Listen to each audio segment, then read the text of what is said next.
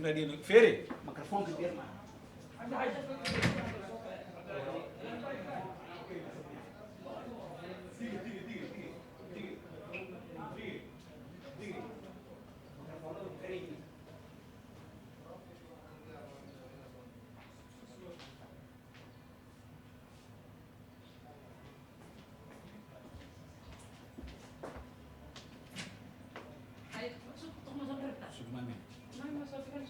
Diga, agarra agora.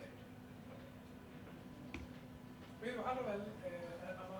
inta u sheegtay maaragtay soo mara kadib soo macaloodo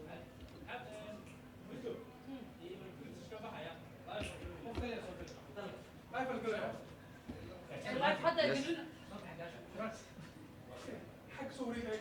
هيك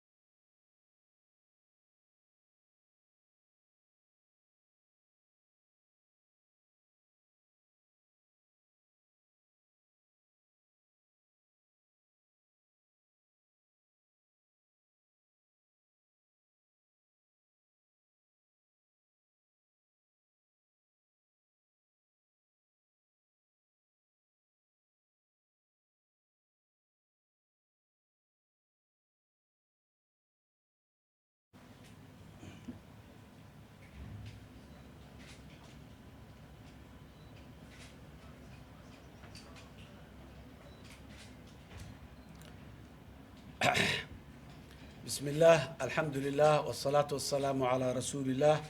السلام عليكم ورحمة الله وبركاته maanta oo ay taariikhdu tahay 15 bisha Juun 2022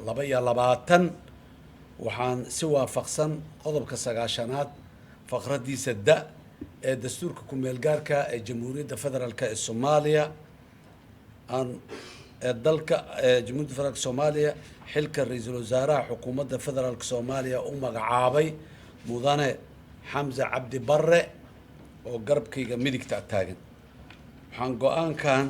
ku saleeyay markaan eegay aqoonta waayo aragnimada iyo kartida aan ku aqaano mudane Xamza ayaan u gartay in uu yahay qofka ku habboon oo ka bixi kara xilkaas cusub iyo Soomaaliyada cusub ee waayaha cusub ku jirta intaba ra'iisul wasaaraha cusub aniga oo dardar gelinayo howlgalkiisa waxaan ka codsanayaa golaha shacabka inay si rasmi ah oo degdeg ah u meel mariyaan magacaabista ra'iisul wasaaraha Jamhuuriyadda Federaalka ee Soomaaliya waxaanan kula dardaarmayaa ra'iisul wasaaraha in uu dardar geliyo kuna mashquulo aadna oo u howlgeliyo arrimaha hortabinta leh ee xukuumadda cusub ee Jamhuuriyadda Federaalka ee Soomaaliya kuwaas oo ay hortabintooda ugu horeyso amniga gurmadka abaaraha heshiisiinta horumarinta bulshada ka hortagga dhibaatooyinka iyo aafooyinka ay sababaan cimilada isbedelaysa iyo daryeelka guud ahaan dadka Soomaaliyeed isla markaasna uu ka shaqeeyo horumarinta cilaaqaadka caalamiga ah ee Soomaaliya ay la leedahay adduunyada inteeda kale isaga oo ka tallaabsanaya halheeskeenii ahay Soomaali heshiis ah dunidana heshiis la ah waxaan rabnaa xukuumadda cusub inay noqoto mid dadka Soomaaliyeed qulubtooda isu soo jiida isla markaasna danahooda ka shaqeysa waxaan ugu duceynayaa ra'iisul wasaaraha in Ilaahay u fududeeyo xilka culus ee xilliga adag ee Soomaaliya maanta ay maraysahay lagu aaminay loo magacaabay loo gartay aad iyo aad u mahadsantihiin wassalaamu calaykum waraxmatullaahi wabarakaatuh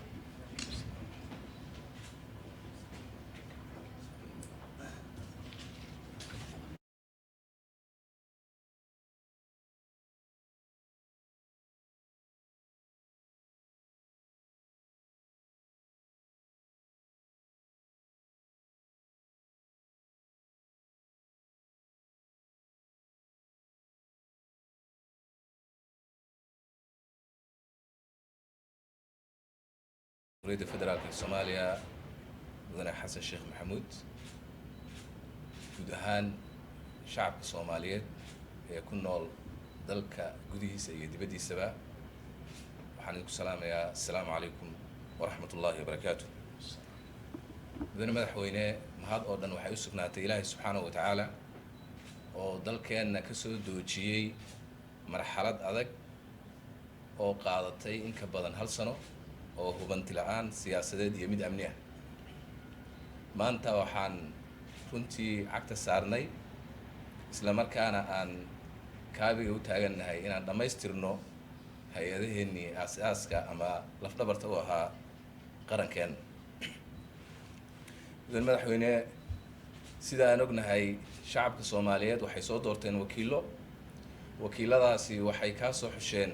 muwaadiniin Soomaaliyeed oo tiradoodu gaarayso 39 muwaadin isla markaana dhammaantood application ama codsi u soo gudbistay inay noqdaan madaxweynaha Jamhuuriyadda Federaalka ee Soomaaliya waxaa farxadii runtii adiga oo sidaas ku soo baxay oo lagu soo xushay tirada intaa la eg ee muwaadiniin Soomaaliyeed laga soo xushay inaad iga soo xulato boqolaal Soomaaliyeed oo aan helo kalsoonidaada taas oo ku qotanta inaad rumaysan tahay ama ay kula muuqato markaad qiimaysay in aan ka soo bixi karo shaqada adag ee ina hortaal maanta mudane madaxweyne waxaan ognahay ka sokow